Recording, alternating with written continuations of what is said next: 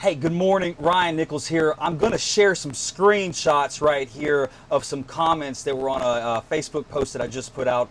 And I want to take a moment to address those. The first one is from Rasha. She said, this has nothing to do with January 6th.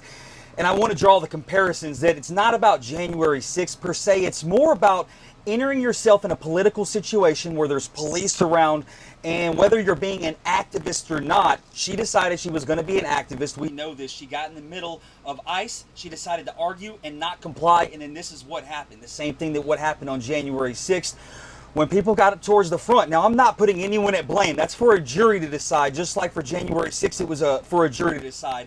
But I know that for me, when I put myself in that situation on January 6th, it put me in a situation where I had to defend other people. One of those being Victoria White, and you'll see the screenshot here where she told me before we were pardoned, and I was texting her from a prison phone on my Twitter account or X account, she said, thank you for trying to save my life that day. So it brings me to my next part where E.G. Barber said that's a little bit of a stretch. I attended yesterday. Be honest about why you didn't attend, but don't say it's because you may have been killed.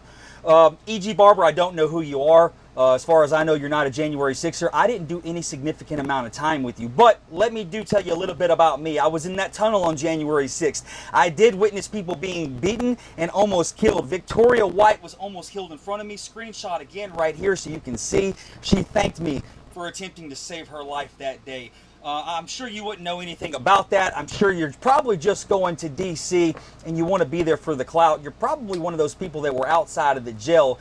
Besides Mickey, who had a reason to be there, and other family members who had a reason to be there, you just sound like a clout chaser. I'm glad that you were there yesterday, but you obviously don't know who I am. I'm the only January 6th defendant that has it on the record, and I'll show you right here that my due process rights were violated. I was almost killed on January 6th by police officers, rogue FBI agents, and feds in the crowd, and I was almost killed by the DOJ and prison officials and inmates going through this system after that before I was pardoned. Please, spare me the nonsense when you don't know what's really going on and do your research.